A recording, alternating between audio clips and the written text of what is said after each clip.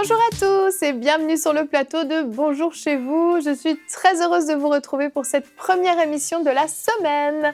Aujourd'hui, notre thème du jour est faire des convertis ou des disciples. Et aujourd'hui, c'est Frank qui va nous apporter la pensée du jour. Ensuite, dans Pasteur, j'ai une question, Jonathan répondra à la question « Comment faire un bon suivi des nouveaux convertis dans une grande église ?» Nous continuerons avec la rubrique Culture et médias dans laquelle Jérémy va nous présenter le livre de la semaine, Les réveils religieux de Charles Finet. Et nous terminerons avec la rubrique témoignages. Aurélie va nous partager le témoignage de Pélagie qui a été baptisée du Saint-Esprit pendant une émission Prière inspirée. Voilà, vous connaissez le programme, je vais retrouver les chroniqueurs.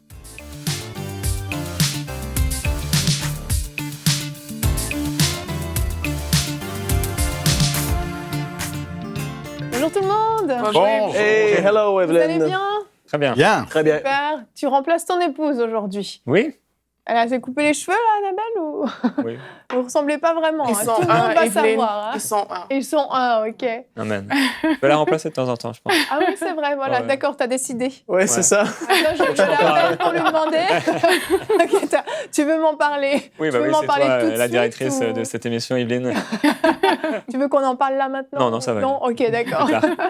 Annabelle, si tu nous regardes, apparemment, Jérémy prévoit de te virer. Voilà. Donc aujourd'hui, nous allons parler d'un thème important, faire des convertis ou des disciples. Déjà, il va falloir savoir ce qu'est la différence entre les deux et tu vas nous l'apprendre, Frank, dans la pensée du jour.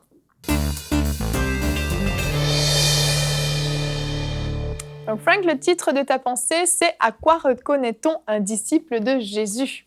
Oui, parce qu'un disciple, on peut le reconnaître, en fait, et la parole est assez claire là-dessus. Mais pour commencer, j'aimerais vous parler parce qu'il y a, et moi j'entends parler de ça en Amérique du Nord, surtout aussi ici, dans des grandes églises, le message, si on peut le dire comme ça, de l'Évangile est enrobé pour que ça soit agréable à entendre, pour que ça ne nous dérange pas trop. Et il y a beaucoup de personnes qui vont venir dans des églises. Et comme j'ai dit, lorsqu'on commence à prêcher le véritable évangile, vraiment, qu'est-ce que c'est de faire un disciple? Parce que Jésus avait dit dans Matthieu 28, « Allez et faites de toutes les nations des disciples. » Et le message de devenir un disciple, c'est pas toujours agréable. Et puis, en fait, ça va montrer si quelqu'un est réellement né de nouveau. Parce que lorsqu'il est temps de rentrer dans la dimension du disciple, ben, notre vie est vraiment, je veux dire, il y a beaucoup de choses qu'on va faire. Wow, j'ai des choses que je dois changer, des façons de penser qui doivent changer. Et puis, il y a beaucoup de gens qui vont aimer l'Évangile. Ils vont dire, Jésus, oui, c'est vrai, il était plein d'amour. Jésus, il est mort sur la croix. C'est un beau message. C'est merveilleux à entendre. Mais lorsque Jésus dit, toi, porte ta croix et suis-moi. Et là, c'est autre chose. Les gens, là, ça commence à bousculer un peu plus. Et puis, on va voir un peu quelques différences qu'il peut y avoir entre le disciple et le converti.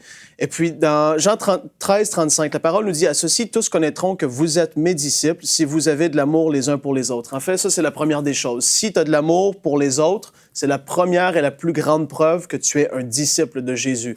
La parole nous dit dans Romains chapitre 5 que Dieu a déversé en nous son amour par le Saint-Esprit. Et c'est là, c'est en nous, du moment où est-ce qu'on est né de nouveau, le Saint-Esprit est venu habiter notre esprit et l'amour de Dieu a été répandu en nous.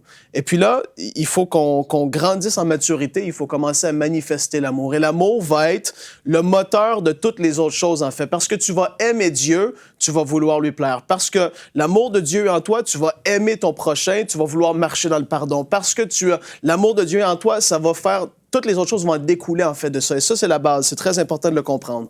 Mais des caractéristiques du disciple, vraiment, il va marcher dans l'amour, première des choses. Deuxièmement, il va marcher dans le pardon, selon Matthieu 6, 14 et 15. Après ça, il va marcher dans la sainteté. Ça, c'est un autre message c'est prêcher, mais commencer à dire, surtout des fois dans des réunions de jeunes adultes, quand tu commences à prêcher sur la sainteté, aujourd'hui, dans le monde dans lequel on vit, avec Internet, avec tout ce que les personnes vont écouter comme musique, tout ce qui est là à notre disposition, Quand tu commences à vraiment prêcher sur la sainteté, que tu n'es pas supposé te coucher avec quelqu'un avant que tu sois marié, que tu n'es pas supposé regarder ci ou ça sur Internet, que la musique qui est dans ta vie, si tu es né de nouveau, tu ne voudras plus l'écouter. Quand tu deviens radical, Jésus, il l'était. Et lorsque le message est prêché comme ça, comme Jésus le faisait à l'époque, ça choque des personnes, ça va déstabiliser, ça fait que c'est plus confortable en fait. Et c'est pas supposé être toujours confortable, être un disciple de Jésus.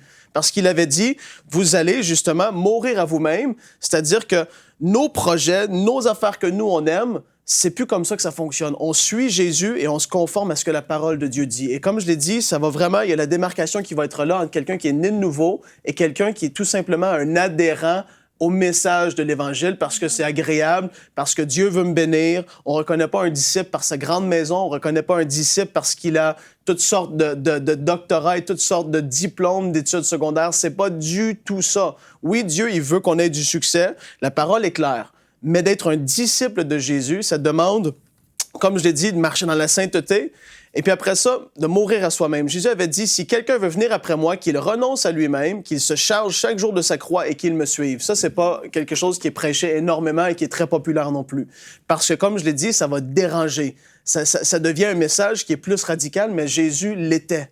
Et puis, je veux vous encourager aujourd'hui, il y a la version texte qui est à votre disposition, d'aller plus loin et de vraiment analyser. Est-ce que je suis un disciple ou est-ce que je suis juste un adhérent parce que le message me plaît, parce que j'ai des amis à l'Église, mais en fait, ta vie n'a jamais changé. Moi, le jour où est-ce que vraiment j'ai dit, Dieu, t'es le premier dans ma vie, je vais te suivre, ma vie, elle a complètement changé. Toutes sortes de choses qui étaient dans ma vie ont pris le bord. Ça se fait, c'est surnaturel. C'est impossible que tu continues à parler comme tu parlais, que tu continues à écouter ce que tu écoutais une fois que tu es réellement né de nouveau et que tu veux être un disciple de Jésus. C'est impossible, je répète, c'est pas possible. Parce que le Saint-Esprit est en toi et tu veux suivre Jésus. Il avait dit une autre chose, on va supporter financièrement l'œuvre de Dieu. Et puis la dernière des choses, la plus importante, c'est qu'il va chercher à gagner des âmes et à faire des disciples lui-même. Et je termine avec ce point. C'est le point qui est le plus difficile parce qu'entendre des messages sur être transformé, devenir une meilleure version de nous, c'est populaire et c'est agréable et Dieu, il veut nous transformer. Il nous aime tellement qu'il veut pas qu'on reste comme qu'on était quand on est venu à lui. Ça, c'est vrai. Mais le message, qu'est-ce qui est le plus difficile? C'est qu'un disciple doit lui-même faire des disciples. Et ça, c'est mal compris. Les gens vont penser que les disciples vont être formés par le pasteur et les leaders de l'Église. Il n'y a pas juste ça. Il a dit, allez par toutes les nations et faites des disciples, et les disciples vont refaire des disciples. Et c'est comme une pyramide, si on veut. Ça vient que ça l'agrandit. Le royaume de Dieu grandit. Les âmes sont converties. Les gens sont formés. Ils sont enseignés. Et de là à dire, moi, je vais aller gagner des âmes, c'est pas tout le monde qui va y aller. Et un disciple va gagner des âmes, c'est obligé. Ça devrait être sa priorité, c'est de gagner des âmes au Seigneur Jésus. Et je veux vous encourager. Vraiment, analysez-vous, est-ce que je suis juste un adhérent? Est-ce que je suis un converti parce que le message est agréable et Dieu veut me bénir? Ou est-ce que je suis un disciple qui est mort à moi-même, à mes propres projets et je veux le suivre parce que je veux gagner des âmes au Seigneur pour lui? Je vous encourage vraiment à sonder votre cœur par rapport à ça parce que c'est tellement important de rentrer dans la dimension du disciple. Merci, Frank. Amen. Merci beaucoup. Eh oui, il y a une grande différence, on l'a vu, entre un converti et un disciple. Et quand je t'écoutais, je pensais à la parabole du semeur, qui est aussi un bon exemple de plusieurs... on voit qu'il y a des personnes qui vont recevoir la bonne nouvelle avec joie. La semence va être plantée, va commencer. Mais dès qu'il y aura soit les persécutions, les soucis de la vie ou le cœur qui est trop attaché aux richesses du monde, à l'amour du monde, etc., hop, c'est fini, on laisse tomber. Et là aussi, on voit vraiment cette différence, justement. Les convertis sont ceux qui vont recevoir la parole avec joie. Mais au moins de petits problèmes, tu as parlé de la sanctification, par exemple. Dès qu'on va dire, ben non, ça, je suis désolée, il faut que tu y renonces. Ou juste, des fois, c'est le Saint-Esprit qui nous le dit. Ah, finalement, l'Évangile, ça ne m'intéresse plus. Ou des persécutions, la famille qui commence un petit peu à nous rejeter, etc. Et hop, on renonce. Et c'est ça la grande différence. Et puis, tu as terminé en parlant de porter du fruit. Et la parabole du semeur aussi termine comme ça. On voit que la vraie semence, c'est celle qui grandit, dont les racines sont solidement attachées dans la terre et qui porte du fruit. Porter du fruit, c'est quoi justement? C'est manifester de l'amour. Et c'est justement gagner des âmes aussi, faire d'autres disciples. Et on peut voir notre verset du jour aujourd'hui qui est dans Matthieu 28, 19. « allez, faites de toutes les nations des disciples. Jésus n'a pas dit allez, faites de toutes les nations des convertis. Allez, faites de toutes les nations des disciples. Donc, ça implique de s'impliquer justement dans leur vie pour les former, pour les équiper. Ça implique d'aller et ça implique d'être disciple soi-même. Oui. Parce qu'on peut donner que ce qu'on a en fait. C'est vrai. On ne peut pas faire des disciples si nous-mêmes, on n'est pas des disciples. D'où la nécessité de se sonder vraiment, comme Frank le disait. Et quand Frank parlait, moi, vraiment, ça m'a interpellée beaucoup sur la façon dont on communique l'Évangile aujourd'hui, sur ce qu'on dit aux gens quand on leur parle du Seigneur Jésus. Et trop souvent, en fait, on ne dit pas ces choses-là juste parce qu'on a peur que ça effraie et que ça repousse. On dit aux gens que vous serez bénis, votre vie va changer, vous aurez plein de belles choses, en fait. Ce qui est vrai, parce qu'il n'y a personne qui a rencontré le Christ et qui n'a pas eu de grandes choses. Mais ces choses, le regard que nous, on a par rapport à ces choses que Christ a apportées dans nos vies est spirituel d'abord. Donc, ce n'est pas orienté vers le matériel, c'est vraiment orienté vers le spirituel et aussi l'amour qu'on a par rapport au Seigneur. C'est l'amour qui fait en sorte que, comme Frank disait, qu'on puisse faire différentes choses. Or, trop souvent, c'est des choses qu'on met de côté. C'est des choses qu'on met de côté. L'amour peut nous permettre de résister aux oppressions, aux attaques, à tout ce qui va venir. Mais quand on n'est pas préparé à ça et qu'on a l'Évangile, on nous a dit l'Évangile, mais on n'a pas été préparé à ça, mais c'est facile de tomber. C'est facile de dire « Ah, mais moi, c'est pas ça qu'on m'avait dit, vraiment, moi, je vois pas de résultat. » Et vraiment, pour moi, l'interpellation qui est faite, parce qu'on parle aussi de faire des disciples, c'est qu'est-ce qu'on dit aux gens quand on leur annonce l'Évangile. Il faut vraiment qu'on parle du vrai Évangile qui est de suivre le Seigneur, de prendre sa croix et de suivre le Seigneur. Ce ne sera pas rose. Même Jésus n'a jamais dit que ce sera évident, que ce sera rose. Mais vraiment, il faut qu'on dise le vrai Évangile aux personnes qu'on rencontre. C'est ça, en fait, ce sera rose, mais il y a des épines. C'est ça. Joli. En fait, c'est une question d'engagement. On parle de consécration, d'engagement ici. Celui qui est un adhérent, un converti, c'est superficiel, c'est égoïste, c'est pour moi-même. Mais le disciple, il est prêt à s'engager, à se donner pour l'autre. Dans l'analogie de la parabole du semeur, pour que le blé porte du fruit, il doit mourir à soi-même. Il doit mourir pour porter du fruit. Alors c'est sûr que si on va dans la rue en disant « Venez, on va tous mourir ensemble, venez, on va tous souffrir ensemble », mais ça devrait être motivant.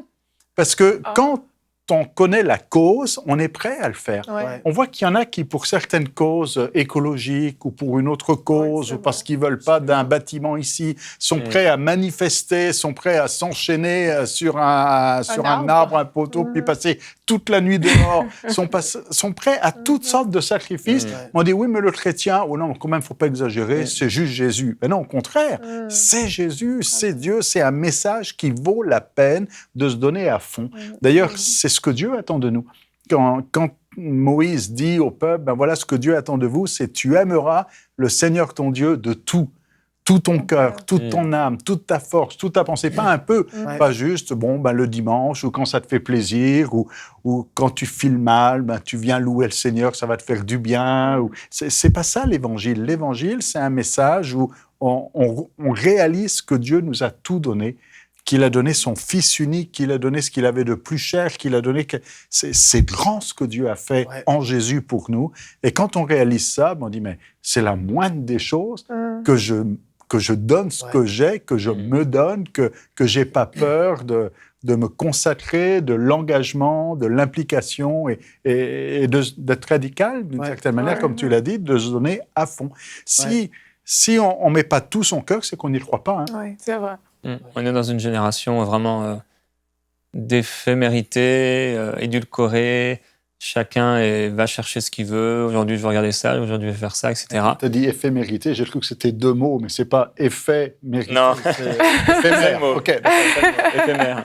Ah, merci. J'ai eu un blanc aussi. J'apprends un nouveau mot. Moi, je dirais mais... Vas-y, Jérémy. Où Jacques il parlera des gens qui sont partagés. Voilà, partagés. Merci. On est dans cette génération en fait où les gens sont vraiment partagés.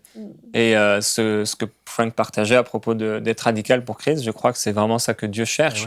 On voit comment Jésus il était tellement radical, il choisit des disciples, ils sont en train de pécher avec leur père, etc. Et il demande de quitter tout et en un instant, ils quittent leur vie, ils quittent leur père, ils quittent leur filet, ils quittent leur métier. C'est fou. À un moment, ils croisent quelqu'un. Celui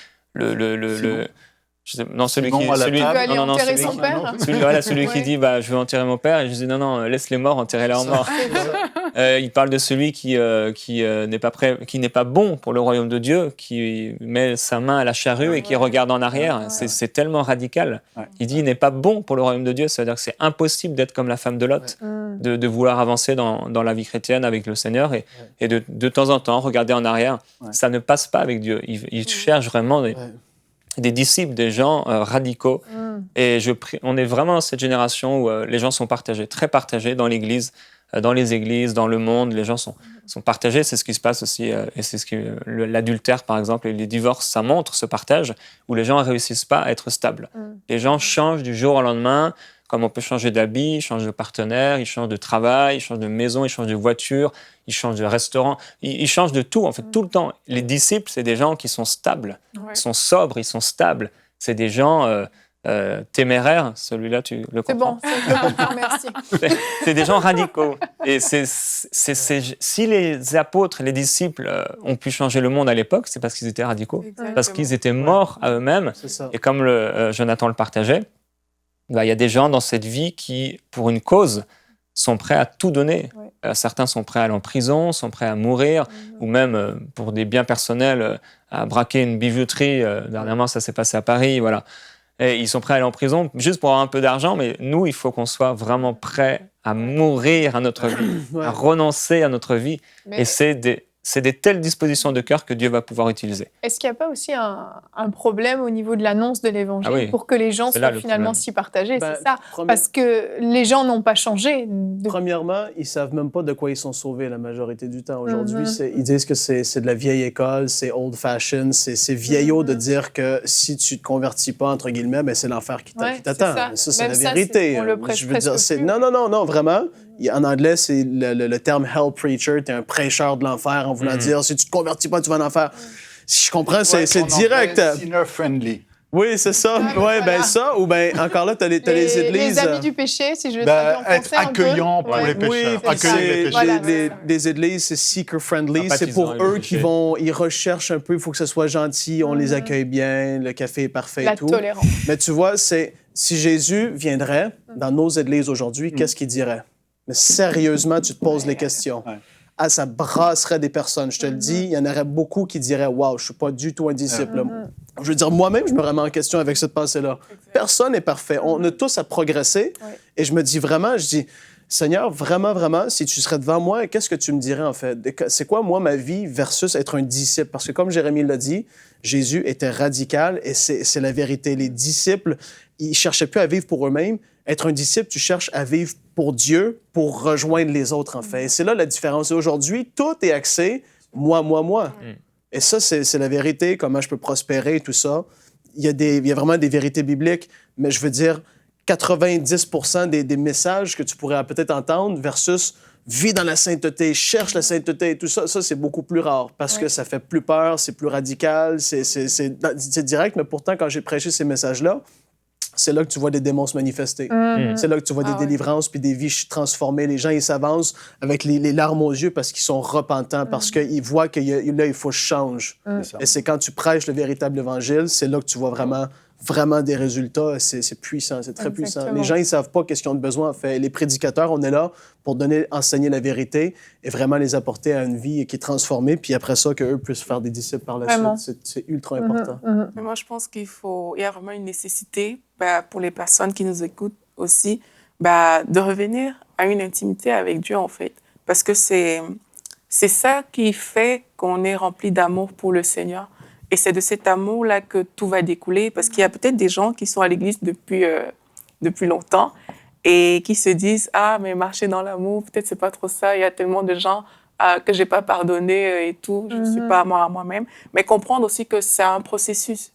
Il faut avoir la volonté. La volonté est déterminante parce que c'est la volonté qui permet de dire je vais mourir à moi-même, je vais faire ce que Dieu me demande de faire. Je vais renoncer à certaines choses. Je vais choses renoncer. parce que ça implique un renoncement. Maintenant, ça va se faire. Dieu va nous conduire. Il saura nous conduire. Le Saint-Esprit saura nous montrer sur quoi est-ce qu'on doit travailler, comment est-ce qu'on peut faire pour rejoindre les autres, pour aimer les autres. Mais c'est un processus, mais ça prend un désir profond de servir le Seigneur. Et il n'y a personne qui est parfait. Mais ça prend vraiment, Seigneur, je veux te servir et être prêt à décider que quand Dieu me montre quelque chose, je le fais. Ça va coûter ce que ça va coûter, mais je dois le faire. Amen. Parce que Dieu me l'a montré. Si je lis dans la parole me confronte par rapport à ma vie, que, mais tiens, à ce niveau, il y a quelque chose qui ne va pas. Le Seigneur n'est pas d'accord avec ça. Mais c'est de dire, Seigneur, je choisis d'obéir. Peut-être ça va me faire mal. Pour certains, je prends par exemple le cas des jeunes qui ont de la peine à délaisser certaines musiques. Mais ça fait mal de prendre ces CD et de les jeter. Moi, je l'ai fait. Ça fait mal de se débarrasser de ces choses-là. Mais si ça prend ça, il faut vraiment être prêt à être radical et à dire, si c'est ça qui me sépare de Christ, toi, au revoir, moi, je veux marcher avec le Seigneur Jésus. Oui. Il faut aujourd'hui, ceux qui nous écoutent là, il faut se remettre en question et c'est bien de temps en temps de se poser la question, j'en suis où? Et de se dire, bon, est-ce que je suis un vrai disciple ou est-ce que je suis là? À un moment donné, il y a toute une foule qui suit Jésus dans l'Évangile. On pourrait dire, ouais, c'est formidable. Mais en fait, non, ils ne suivent pas Jésus parce qu'ils sont des disciples. Le disciple, c'est celui qui suit le maître. Et il ne suit pas Jésus parce qu'ils sont disciples, il suit Jésus parce qu'il y a eu une multiplication des pains. Ils ont bien mangé, puis ils se disent, tiens, on mangerait bien gratuitement aujourd'hui encore. Donc, il y a une mauvaise motivation. Et être un disciple, c'est suivre Jésus, même s'il prend le chemin que tu n'aurais pas pris, un chemin difficile, un chemin de douleur, ben, c'est suivre le maître coûte que coûte. C'est ça. Et pas suivre de loin, mais suivre de près. Complètement. Large est le chemin qui mène à la perdition. Mais resserré et étroit le chemin qui mène au salut. Amen. Et c'est celui-là qu'il faut emprunter. On va être surpris, je pense. Hein? Demain, dans l'émission de demain, on va parler de l'importance d'être audacieux, de ne pas faire de compromis. C'est vraiment une suite de cette émission parce qu'on voit que les disciples ne doivent pas faire de compromis, justement, alors que souvent les convertis se permettent des compromis. Et quand on a peut-être des pasteurs qui nous écoutent et qui se disent « Ok, mais comment je peux faire ? Ok, j'ai des convertis dans mon église, comment je peux faire pour les faire devenir des disciples ?» Jonathan, tu vas essayer de répondre à cette vaste question en 5 minutes. C'est un record. C'est Mathieu du Luxembourg, dans la rubrique « Pasteur, j'ai une question » qui nous a écrit « Comment faire un bon suivi des nouveaux convertis dans une grande église ?» Donc, on imagine qu'il y a plusieurs centaines de membres, en tout cas.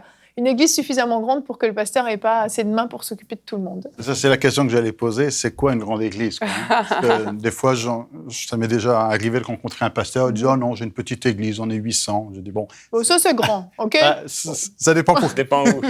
Ça dépend où, ça dépend pour qui. Et on est conscient que plus l'église est grande, et plus c'est difficile de connaître tout le monde. Mais oui. Quand on est dans une grande église, si vous avez fréquenté une grande église, vous avez des têtes... Je ne sais pas qui c'est, vous ne connaissez pas son nom, son prénom. Quand vous êtes dans une petite église ou une toute petite église, vous connaissez le prénom de tout le monde, vous connaissez peut-être même leur date de naissance, ce qu'ils aiment comme dessert, enfin, vous connaissez. Alors, il faut identifier les gens, il faut les connaître. Et c'est important même d'identifier les nouveaux convertis. Il n'y a rien de pire que quand quelqu'un est dans l'église depuis 1 an et puis on lui dit bonjour, c'est la première fois que vous venez. Ben non, ça fait 1 an que je suis là. Hein, donc, il faut identifier... non, mais ça arrive. Oui, hein. Et donc, il faut faire des efforts. Et j'ouvre une parenthèse aussi, il y a le syndrome que j'appelle de la porte avant et de la porte arrière. Des fois, il y en a qui se convertissent dans les églises, qui viennent, il y en a beaucoup qui rentrent, mais il y en a aussi qui sortent. Oui. Donc, des fois, il faut veiller à ceux qui rentrent, mais il faut surveiller ceux qui sortent aussi. Il faut fermer à clé la porte de sortie. Des fois, il y a des églises où il y a des nouveaux convertis, il y a des saluts, il y a des baptêmes, et puis pourtant, 2 ans plus tard, ils sont le même nombre dans l'église. Mais c'est qu'on a fait des convertis, mais pas des disciples, justement, souvent. Voilà, alors... Comment est-ce qu'on fait ça? Le proverbe 27-23, un proverbe que les pasteurs connaissent bien, dit « Connais bien chacune de tes brebis donne tes soins à tes troupeaux. Et c'est important de connaître chacune de ces brebis. Et c'est là la difficulté dans une grande église, de connaître tout le monde. Dans une petite église, le berger, je rappelle que pasteur, berger, c'est le même mot, le berger peut prendre soin de tout le monde, mais plus l'église grandit et plus ça devient difficile. Et bien souvent, il y a des églises qui sont limitées dans leur croissance à la capacité du pasteur ou du leadership à faire le bon suivi des nouveaux convertis. C'est-à-dire que si le pasteur est capable de gérer 80 personnes, l'église reste à 80. S'il est capable de prendre soin de 100 personnes, 120, ça reste à 120, mais au-delà, certaines personnes se sentent délaissées. Et quand Jésus parle à Pierre, à la toute fin de l'évangile de Jean, il va dire « Prends soin de mes agneaux, nourris mes brebis, prends soin de mes brebis ». Et c'est notre responsabilité, et les pasteurs sont responsables, les bergers. Mais maintenant, quand l'église est grande, le berger ou le pasteur ne peut pas prendre soin de tout le monde, et il y a besoin d'organisation. Et l'apôtre Paul écrit à Timothée pour lui dire, il faut être organisé dans l'Église. Il dit, si je tarde, 1 Timothée chapitre 3 verset 15, si je tarde, tu sauras comment il faut se conduire dans la maison de Dieu. Et dans le contexte ici, il parle d'anciens, de diacres, de structure et de comment organiser l'Église pour que ce soit plus efficace. Et dans le cadre justement des diacres, il veut dire qu'il faut qu'il soit capable de bien diriger sa famille parce qu'il dit comment pourrait-il prendre soin de l'Église de Dieu s'il ne sait pas prendre soin de sa famille? Alors, prendre soin de l'Église de Dieu, ça équivaut à prendre soin de sa famille. Et prendre soin des nouveaux convertis doit être dans une dimension relationnelle. C'est pas, on fait des fiches, on a un listing sur ordinateur, on a des noms, on a des numéros. Toi, tu es arrivé le 10e dans l'année, donc tu es numéro 10, numéro 11. C'est pas des numéros, c'est des gens. Et c'est important d'avoir cette relation, de connaître les gens par leur nom, de connaître leur histoire, de connaître leur douleur, leur souffrance, leur joie et leur combat, de pouvoir dire je prie avec toi. Donc, le suivi des nouveaux convertis doit être avant tout relationnel comme une famille. Ça m'a fait penser à certains orphelinats il y a quelques années, au siècle passé. L'orphelinat, c'était tous les enfants étaient dans un dortoir. Mais de plus en plus, puis il y a beaucoup de ministères comme ça, où c'est plus un orphelinat, on refait des familles. Oui. Et on a une maman qui va avoir 5 orphelins et on refait la vie de famille. Et ça doit être ça, prendre soin des nouveaux dans une église, y compris dans une grande église. L'apôtre Paul dit aux Thessaloniciens, nous avons agi auprès de vous comme un père avec ses enfants. On vous a encouragé, réconforté, on a demandé avec insistance de vous conduire d'une façon digne de Dieu. 1 Thessaloniciens chapitre 2, versets 11 et 12. Donc, ça doit être comme un père avec ses enfants. Alors, le pasteur peut le faire dans une petite église, et dans une grande église, il faut une structure, il faut une cellule, il faut reconstituer, un petit peu comme dans l'orphelinat, une cellule familiale, spirituelle. Alors, ça peut être un groupe maison, il y en a qui ont la méthode G12, il y en a d'autres, c'est un peu le système Paul et Timothée, de la formation de disciples, qu'importe le remède ou la méthode ici, mais il faut que le nouveau converti puisse connecter avec quelqu'un et de dire, j'ai comme un père spirituel, ou une marraine, ou un parrain, appelez ça comme vous voulez, ou un mentor, mais quelqu'un peut dire, j'ai une relation, et ça, c'est un rôle pastoral. Et j'insiste là-dessus, on peut avoir une activité de berger, même si on n'est pas pasteur. Dans les actes, les anciens prennent soin du troupeau.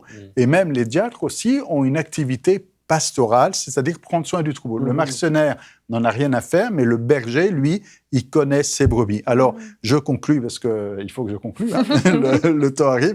Donc, ce n'est pas au pasteur principal à prendre soin de tout le monde. C'est pas possible, de toute façon. C'est techniquement pas possible dans une grande église, mais il doit y avoir d'autres personnes qui prennent soin, et plus l'église est grande, il y aura peut-être des pasteurs de 50, de 100, de 500, de 1000, de 10 000, je vous laisse rêver.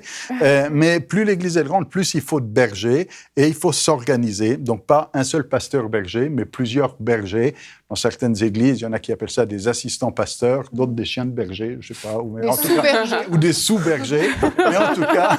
Chien de berger, c'est un peu... oubliez ce terme.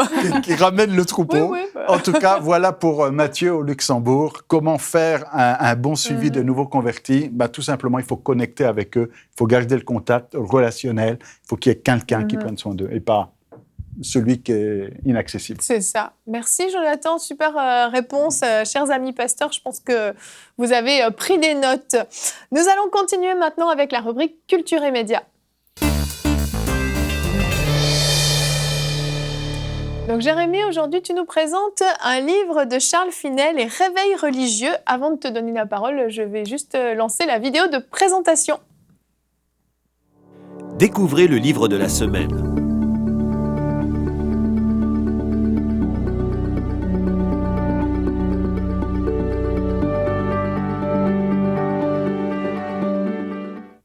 Les réveils religieux de Charles Finet. Alors, c'est un livre extraordinaire et j'ai la joie de remplacer Annabelle pour ça, pour vous le présenter. Alors, Les réveils religieux, c'est vrai que c'est un livre qui a marqué vraiment les croyants dans différentes générations, parce qu'il est quand même assez vieux maintenant. Et il a impacté des millions de personnes, il a amené des réveils dans beaucoup de localités dans le monde. Des milliers de pasteurs, pour ne pas dire plus, ont été profondément impactés par ce ministère. Moi-même, ça m'a bouleversé, ce livre.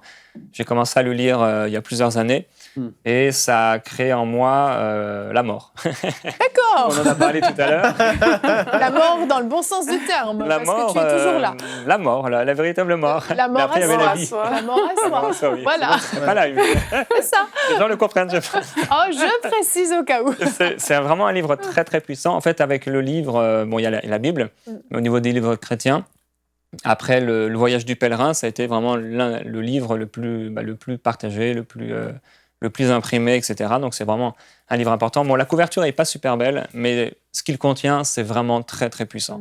S'il y a des gens qui veulent savoir, qui veulent avoir de la nourriture solide, vraiment, c'est un livre fait pour vous. Bon, il explique ce qu'est un réveil religieux. Donc, religieux, c'est un terme qui était utilisé à l'époque. On parlait aujourd'hui d'un réveil spirituel. Et ce que ça produit en nous, c'est vraiment un travail de fond. Donc, au début du livre, il va partager, ça va être un peu sur soi-même, faire un bilan personnel. Donc, il va encourager les lecteurs à faire un bilan de chaque domaine de leur vie. Ça peut faire très, très mal. C'est pour ça qu'il faut passer assez vite sur ce chapitre-là, parce que ça peut faire revenir des choses du passé, etc. Mais c'est important et c'est nécessaire. Et après, il va commencer à parler du véritable réveil. Qu'est-ce que c'est un réveil? Parce qu'aujourd'hui, on parle du réveil, mais qu'est-ce que c'est réellement? Qu'est-ce que le réveil? Pourquoi on doit s'attendre à un réveil? Il va expliquer, entre autres, que finalement, autant un paysan va utiliser des moyens pour pouvoir avoir une récolte, autant, en fait, si on utilise des moyens appropriés pour obtenir un réveil, eh bien, on va en obtenir un. Finalement, il dit que, et c'est ça, c'est très équilibré, à la fois, par exemple, il parlera du salut. Il dira que le salut dans la Bible, c'est Dieu en est l'auteur, mais il dira aussi que c'est celui qui a apporté la parole qui en a été l'auteur, c'est aussi la parole elle-même, et c'est celui qui l'écoute. Donc, c'est très équilibré, et ça, il va parler de la prière efficace, par exemple, à un moment, de la prière de la foi, et de ce que j'ai découvert, l'esprit de prière. Cet esprit de prière, c'est ce que ça a vraiment créé en moi, ce livre. C'est l'Esprit de Dieu qui vient nous amener dans une consécration beaucoup plus forte, beaucoup plus grande. Et pour ceux qui souhaiteraient avoir peut-être des résumés ou en connaître un peu plus, j'ai eu l'occasion de faire 1 mois de prière sur le réveil, dans Prière inspirée. Ça s'appelle 1 mois de prière sur le réveil. Et j'ai tous les jours lu en fait une partie de ce livre-là. Okay. Donc c'est vraiment très, très, très intéressant. Et il est disponible sur la CLC, en France, au prix de 17 €. Et il est aussi disponible en téléchargement gratuit en PDF sur Internet. Il suffit de taper le nom du livre sur Google. Ok, super. Et tu veux nous dire un petit mot juste sur l'auteur, pour ceux qui ne connaissent pas Charles Finet? Charles Finet, c'est un revivaliste, et je crois que la meilleure personne pour en parler, c'est Frank, à qui je vais donner une minute. Charles Finet, c'est ça. Il y a le gros moment, si je peux dire, vraiment du réveil dans sa vie, c'est 1825. J'en parlais avec Jérémy. Après 1825 à 1835, 1840, c'est là que le phare du réveil s'est manifesté, surtout dans l'État de New York. À Rochester, il y a eu 100 000 conversions, mais à l'époque, c'était pas beaucoup de population. Ça veut dire que tout le monde se donnait au Seigneur. Puis... c'est un homme qui a apporté le réveil dans le nord-est des États-Unis à son époque. Puis, mais comme que Jérémy l'a dit, c'est que quand tu lis sa vie et tu écoutes ses enseignements et comment il était dirigé, il était un disciple et il faisait des disciples aussi. Ça revient avec le thème d'aujourd'hui. C'est énorme le travail qu'il a fait. Donc, c'était un homme de prière, un homme de réveil. Et puis, il y avait, je finis avec ça vite fait, il y avait la pensée à l'époque de certaines dénominations que Dieu, dans sa souveraineté, envoie un réveil parce qu'il a choisi que là, c'est le temps. Et puis, les dénominations se cachaient derrière ça pour la raison pour qu'il n'y avait pas beaucoup de nouveaux convertis et ci et ça. Mais lui, il avait dit non. Je crois qu'on est capable, en anglais, pray down revival, c'est-à-dire on va amener le réveil par nos prières. Et puis, en fait, on va aller le chercher par vraiment la prière, l'intercession pour les perdus, et c'est ce qu'il a vécu. Et puis, c'est vraiment ce qu'on doit vivre aussi. Fait que c'est, il n'est pas loin de Montchevet tout le temps, depuis des années. À portée de main. C'est un livre qui crée le réveil dans les cœurs. C'est d'ailleurs pour ça que tu nous présentes aujourd'hui. Merci Jérémy, merci beaucoup. Et je pense que ce sera certainement le sujet d'une rubrique flashback de Anne, parce qu'à mon avis... je pense qu'elle va en parler plus qu'une fois. C'est certain. Ouais. Merci beaucoup. Nous allons continuer maintenant avec la rubrique témoignages. Aurélie, tu as un témoignage à nous partager, un témoignage d'une compatriote à toi qui s'appelle Pélagie, c'est ça? Oui, Pélagie Essouma. Et elle nous a fait une petite vidéo qu'on peut regarder tout de suite. Bonjour mes frères et sœurs, je vais parler vite fait par rapport à mon esprit de baptême, de l'esprit de feu que j'ai reçu par rapport à l'écran, pour dire à certains frères et sœurs que justement, à travers l'écran, on peut recevoir le parler en langue. Moi, j'ai écouté une émission qui parlait du parler en langue, de l'Esprit Saint de notre frère Jérémy Soutrel et de David Stone qui parlait de l'Esprit. Le premier jour, j'ai ressenti comme si on versait de la glace sur moi. Je me suis dit, c'est pas vrai. J'ai fermé mon PC et le lendemain, j'ai remis la même émission et là, du coup, ce n'était plus du froid, c'était de la chaleur, comme si on me passait vraiment dans un four. Et là, du coup, j'ai ressenti comme si on m'enlevait une épine du cœur. Et de là, bam, j'ai commencé à parler en langue non-stop, au moins pendant 2 heures de temps. Et là, j'ai compris que Dieu était vraiment vivant. Il est partout, à travers l'écran, à travers partout, il peut te visiter.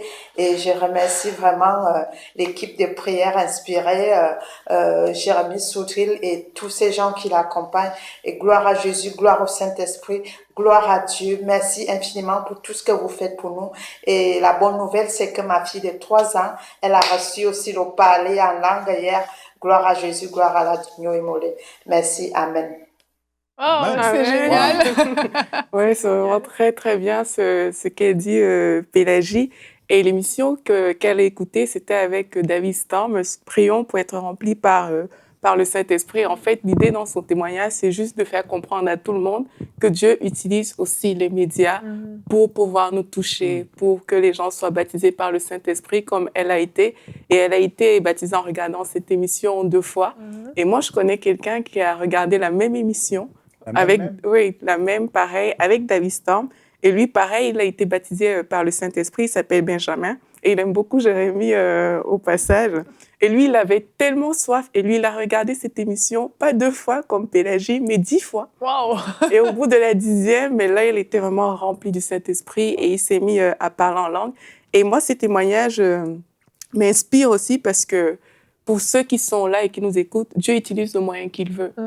Dieu fait vraiment ce qu'il veut pour nous toucher. Nous, on doit juste être ouverts. On doit avoir soif parce que si elle a pu le faire 2 fois, c'est vraiment parce qu'elle avait soif. Si Benjamin a pu le faire 10 fois, c'est parce qu'il avait soif de voir Dieu agir.